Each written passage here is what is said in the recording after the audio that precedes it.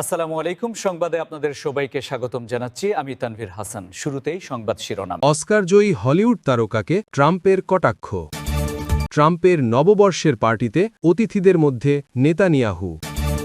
গাজায় যুদ্ধবিরতি লঙ্ঘন করে আবারও ইসরায়েলি বাহিনীর গুলিবর্ষণ। অস্কারজয়ী হলিউড তারকাকে ট্রাম্পের কটাক্ষ। এবার সামাজিক যোগাযোগ মাধ্যম ট্রুথ সোশ্যালে এক পোস্টে অস্কারজয়ী হলিউড অভিনেতা জর্জ ক্লুনি ও তার স্ত্রী আমাল ক্লুনিকে কটাক্ষ করেছেন মার্কিন প্রেসিডেন্ট ডোনাল্ড ট্রাম্প। গত বছরের ডিসেম্বরে জর্জ ক্লুনি ও তার পরিবার ফ্রান্সের নাগরিকত্ব পান। এই নিয়েই মূলত ট্রাম্পের তোপের মুখে পড়ে এই তারকা পরিবার। এছাড়া ফরাসি নাগরিকত্ব গ্রহণের প্রসঙ্গ টেনে মার্কিন প্রেসিডেন্ট একই সঙ্গে ডেমোক্র্যাটিক পার্টির একাধিক শীর্ষ নেতারও সমালোচনা করেন। ক্লুনি দম্পতি ফ্রান্সের নাগরিকত্ব গ্রহণ করেছেন উল্লেখ করে ট্রাম্প দাবি করেন, ফ্রান্সের অভিবাসন নীতির কারণেই সেখানে অপরাধ সমস্যা বেড়েছে। এ প্রসঙ্গে তিনি প্রেসিডেন্ট জো বাইডেনের আমলের মার্কিন অভিবাসন নীতির সঙ্গে এর তুলনা টানেন। পাশাপাশি তিনি কমলা হ্যারিস, ক্যালিফোর্নিয়ার গভর্নর গ্যাভিন নিউসম এবং মিনেসোটার গভর্নর টিম ওয়ালসের নাম উল্লেখ করে ডেমোক্র্যাটদের ভবিষ্যৎ নেতৃত্ব নিয়েও তীব্র সমালোচনা করেন। এছাড়া জর্জ ক্লুনির হলিউড ক্যারিয়ার নিয়েও মন্তব্য করেন ট্রাম্প। তার মতে ক্লুনি চলচ্চিত্রের চেয়ে রাজনীতির কারণে আলোচনায় ছিলেন বেশি। এমনকি তিনি বড় কোনো চলচ্চিত্র তারকা নন বলেও খোঁচা দেন মার্কিন প্রেসিডেন্ট। উল্লেখ্য, জর্জ ক্লুনি দীর্ঘদিন ধরেই ডোনাল্ড ট্রাম্পের প্রকাশ্য সমালোচক এবং ডেমোক্রেটিক পার্টির একজন সমর্থক হিসেবে পরিচিত। গত বছরের এপ্রিলে সিবিএস নিউজকে দেওয়া এক সাক্ষাৎকারে ক্লুনি জানিয়েছিলেন, ট্রাম্পের করা সমালোচনাকে তিনি কখনোই গুরুত্ব দেন না। সেই সাক্ষাৎকারে ক্লুনি বলেন, আমার কাজ যুক্তরাষ্ট্রের প্রেসিডেন্টকে খুশি করা নয়, আমার কাজ সুযোগ পেলেই সত্য কথা বলা। তিনি আরও বলেন, তার বক্তব্য নিয়েও সমালোচনা করা এবং ভিন্নমত প্রকাশের অধিকার সকলের রয়েছে। নববর্ষের পার্টিতে অতিথিদের মধ্যে নেতানিয়াহু।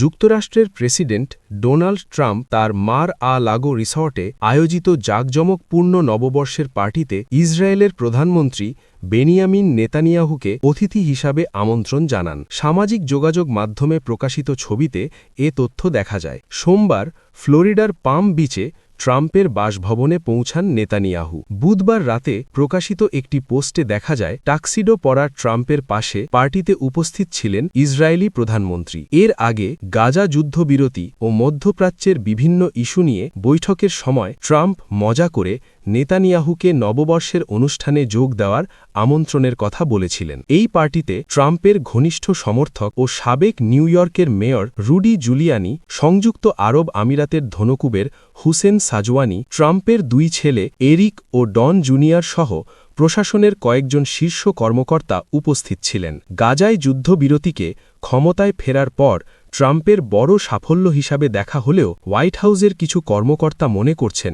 পরবর্তী ধাপ বাস্তবায়নে নেতানিয়াহু দেরি করছেন। তবে ট্রাম্প এই মতভেদকে গুরুত্ব না দিয়ে বলেন, ইসরায়েল তার প্রতিশ্রুতি রক্ষা করেছে এবং এখন দায়িত্ব হামাসের।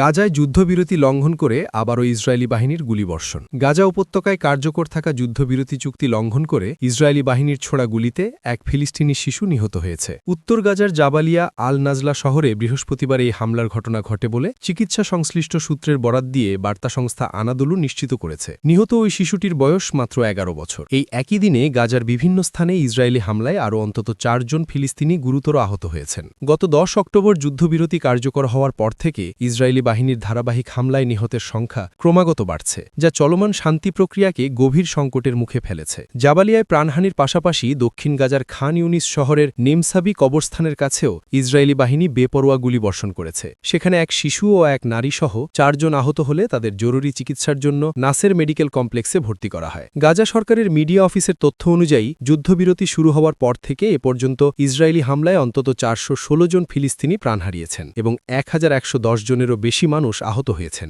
2023 সালের অক্টোবর থেকে শুরু হওয়া 2 বছরের দীর্ঘ যুদ্ধে নিহতের মোট সংখ্যা বর্তমানে 71,000 ছাড়িয়েছে, যার বিশাল একটি অংশই নারী ও শিশু। এছাড়া আহতের সংখ্যা দাঁড়িয়েছে 1,71,000-এর বেশি। এদিকে ইসরায়েলি হামলার পাশাপাশি গাজার অভ্যন্তরীণ মানবিক বিপর্যয় পরিস্থিতিকেও আরও জটিল করে তুলছে। গাজা সিটির আল দারাজ এলাকার আল ইয়ারমুক আশ্রয় শিবিরে গত রাতে একটি তাঁবুতে অগ্নিকাণ্ডের ঘটনায় এক ফিলিস্তিনি মা ও তার শিশু সন্তানের মৃত্যু হয়েছে বলে সিভিল ডিফেন্স জানিয়েছে। দীর্ঘস্থায়ী হামলায় গাজার অধিকাংশ অধিকাংশ আবাসিক ভবন ধ্বংস হয়ে যাওয়ায় লাখ লাখ মানুষ এখন অত্যন্ত ঝুঁকিপূর্ণ অস্থায়ী তাঁবুতে বসবাস করছেন। তীব্র জ্বালানি সংকট ও বিদ্যুৎহীনতার কারণে রান্নাবান্না বা শীত নিবারণের জন্য বিকল্প ব্যবস্থা গ্রহণ করতে গিয়ে প্রায়ই এসব তাঁবুতে অগ্নিকাণ্ডের ঘটনা ঘটছে, যা সাধারণ মানুষের জীবনকে আরও দুর্বিষহ করে তুলেছে।